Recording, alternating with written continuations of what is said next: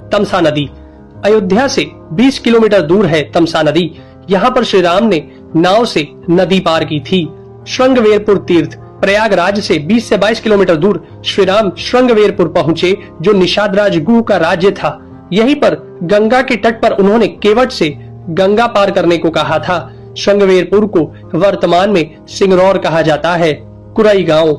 सिंगरौर में गंगा पार कर भगवान श्री राम कुरई में रुके थे। प्रयाग। कुरई से आगे चलकर श्री राम अपने भाई लक्ष्मण और पत्नी सहित प्रयाग पहुँचे थे। कुछ साल पहले तक प्रयाग को इलाहाबाद कहा जाता था। चित्रकूट। प्रभु श्री राम ने प्रयाग संगम के समीप यमुना नदी को पार किया और फिर पहुंच गए चित्रकूट। चित्रकूट वह स्थान है जहां श्री राम को मनाने के लिए भरत अपनी सेना के साथ पहुंचे थे, क्योंकि राजा दशरथ का देहांत हो चुका था। भरत ने यहां से श्री राम की चरण पादुका ले जाकर उनकी चरण पादुका रखकर राज्य किया था। सतना। चित्रकूट के पास ही सतना यानी मध्य प्रदेश में स्थित अत्रि ऋषि का आश्रम था। हालांकि पत्नी अनुसुईया के साथ महर्षि अत्रि चित्रकूट के तपोवन में रहा करते थे, लेकिन सतना में रामवन नामक स्थान पर भी श्री राम रुके थे, जहां ऋषि अत्रि का एक और आश्रम था। दंडकारण्य।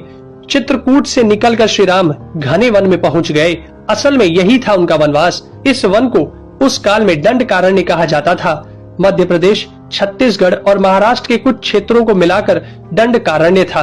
दंडकारण्य में छत्तीसगढ़, उड़ीसा, तेलंगाना एवं आंध्र प्रदेश राज्यों के अधिकतर हिस्से शामिल थे।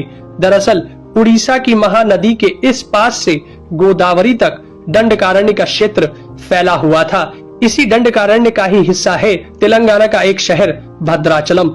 गोदावरी नदी के तट पर बसा यह शहर सीता रामचंद्र मंदिर के लिए प्रसिद्ध है। यह मंदिर भद्रगिरी पर्वत पर है। श्री राम ने अपने वनवास के दौरान कुछ दिन इस भद्रगिरी पर्वत पर ही बिताए थे। स्थानीय मान्यता के मुताबिक दंडकारण्य के आकाश में ही रावण और जटायु का युद्ध हुआ था और जटायु के कुछ अंग दंडकारण्य में आकर गिरे थे। दुनिया भर में सिर्फ यहीं पर जटायु का एकमात्र मंदिर है। दंडकारण्य वन अब सिमटकर वर्तमान में भारत के छत्तीसगढ़ राज्य में ही रह गया है। पंचवटी, नासिक। दंडकारण्य में मुनियों के आश्रमों में रहने के बाद श्री राम अगस्त्य मुनि के आश्रम गए। यह आश्रम नासिक के पंचवटी क्षेत्र में है, जो गोदावरी नदी के किनारे बसा है। यहीं पर लक्ष्मण ने सूर्पनखा की नाक काटी थी। श्री राम ने खरवादूषण के साथ युद्ध किया था। गिद्धराज जटायु से श्री राम की मैत्री भी यहीं हुई थी। वाल्मीकि रामायण अरण्य कांड में पंचवटी का मनोहर वर्णन मिलता है। सर्वतीर्थ। नासिक क्षेत्र में ही सूर्पनखा की नाक कटी तथा मारीच और खरवादूषण के वध के बाद ही रावण ने सीता का हरण किया और जटायु का भी वध किया था, जिसकी स्मृति नासिक से 56 किलोमीटर दूर ताकेड़ गांव में सर्वतीर्थ नामक स्थान पर आज भी संरक्षित है। जटायु की मृत्यु सर्वतीर्थ नाम के स्थान पर हुई, जो नासिक जिले से इगतपुरी तहसील के ताकेड़ गांव में मौजूद है। इस स्थान को सर्वतीर्थ इसलिए कहा गया क्योंकि यहीं पर मरणासन्न जटायु ने सीता माता के बारे में बताया। राम जी ने यहाँ जटायु का अंतिम संस्कार करके पिता और जटायु का श्राद्ध तर्पण किया था। पर्णशाला। पर्णशाला तेलंगाना के खम्माम जिले के भद्राचलम में स्थित है। यह रामालय से लगभग 1 घंटे की दूरी पर स्थित है। पर्णशाला को पंचशाला या पंचशाला भी कहते हैं। पर्णशाला गोदावरी नदी के तट पर स्थित है। यही वह स्थान है जहां से सीता जी का हरण हुआ था। हालांकि कुछ मानते हैं कि इस स्थान पर रावण ने अपना विमान उतारा था। इस स्थल से ही रावण ने सीता को पुष्पक विमान में बिठाया था, यानी सीता जी ने धरती यहाँ छोड़ी थी। इसी से वास्तविक हरण का स्थल यह माना जाता है। यहाँ पर राम सीता का प्राचीन मंदिर है। तुंगभद्रा। सर्वतीर्थ और पर्णशाला के बाद श्री राम लक्ष्मण सीता जी की खोज में तुंगभद्रा तथा कावेरी नदियों के क्षेत्र में पहुंच गए। तुंगभद्रा एवं कावेरी नदी क्षेत्रों के अनेक स्थलों पर वे सीता जी की खोज में गए। शबरी का आश्रम।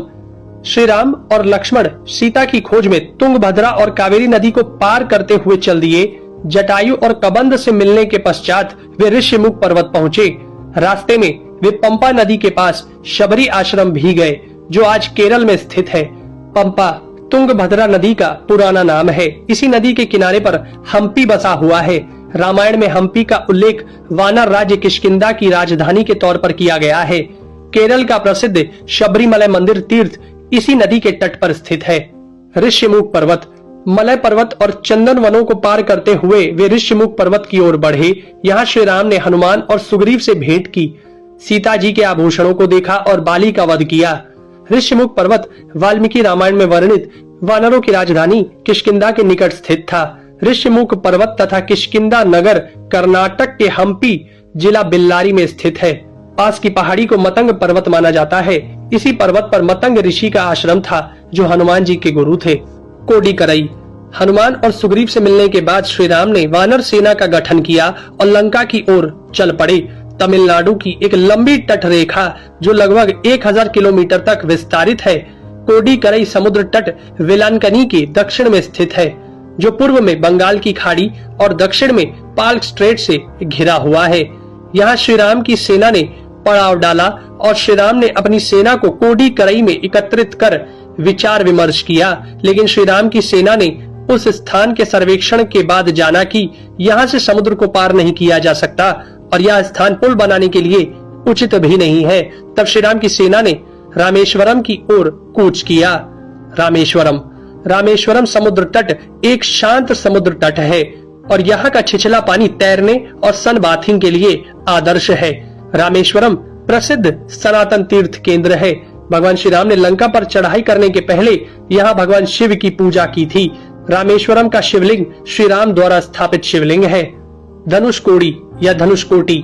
3 दिन की खोजबीन के बाद श्री राम ने रामेश्वरम के आगे समुद्र में वह स्थान ढूंढ निकाला जहाँ से आसानी से श्रीलंका पहुँचा जा सकता हो। उन्होंने नल और नील की मदद से उक्त स्थान से लंका तक का पुनर्निर्माण करने का फैसला लिया। धनुषकोडी भारत के तमिलनाडु राज्य के पूर्वी तट पर रामेश्वरम द्वीप के दक्षिणी किनारे पर स्थित एक गांव है। धनुषकोडी पनबन के दक्षिण पूर्व में स्थित है। धनुषकोडी श्रीलंका में तलेमन्नार से करीब 18 मील पश्चिम में है। इसका नाम धनुषकोडी इसलिए है कि यहाँ से श्रीलंका तक वानर सेना के माध्यम से नल और नील ने जो पुल यानी राम सेतु बनाया था, उसका आकार मार्ग धनुष के समान ही है। इन पूरे इलाकों को मन्नार समुद्री क्षेत्र के अंतर्गत माना जाता है। धनुषकोडी ही भारत और श्रीलंका के बीच एकमात्र स्थलीय सीमा है जहाँ समुद्र नदी की गहराई जितना है, जिसमें कहीं कहीं भूमि नजर आती है। नुवारा एलिया पर्वत श्रृंखला। वाल्मीकि रामायण के अनुसार श्रीलंका के मध्य में रावण का महल था। नुवारा एलिया पहाड़ियों से लगभग 90 किलोमीटर दूर बांद्रवेला की तरफ मध्य लंका की ऊंची पहाड़ियों के बीचों बीच सुरंगों तथा गुफाओं के भंवर जाल मिलते हैं। यहाँ ऐसे कई पुरातात्विक अवशेष मिलते हैं जिनकी कार्बन डेंटिंग से इनका काल निकाला गया है। श्रीलंका में नुवारा एलिया पहाड़ियों के आसपास स्थित रावण फॉल, रावण गुफाएं, अशोक वाटिका, खंडहर हो चुके विभीषण के महल आदि की पुरातात्विक जांच से इनके रामायण काल के होने की पुष्टि होती है। आजकल भी इन स्थानों की भौगोलिक विशेषताएं, जीव, वनस्पति तथा स्मारक आदि बिल्कुल वैसे ही हैं जैसे कि रामायण में वर्णित किए गए हैं।